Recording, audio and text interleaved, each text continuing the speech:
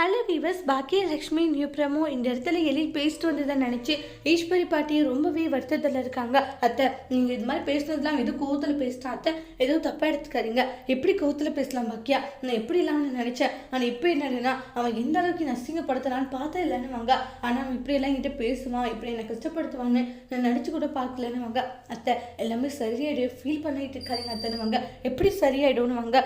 நான் எழில நினச்சேன், ஆனால் அவன் சொன்ன ஒரு விஷயம் கரெக்ட் இல்லை.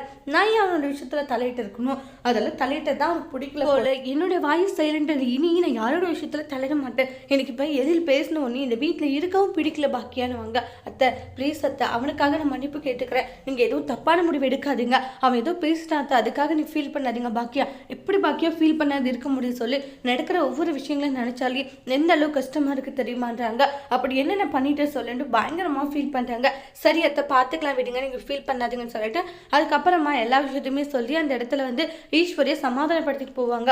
இருந்தாலும் ஈஸ்வரி சமாதானம் ஆகிறது அதே நினைச்சிட்டு தான் ஃபீல் பண்றாங்க. அதோட இந்த ப்ரமோவை முடிச்சிருக்காங்க. தேங்க்யூ.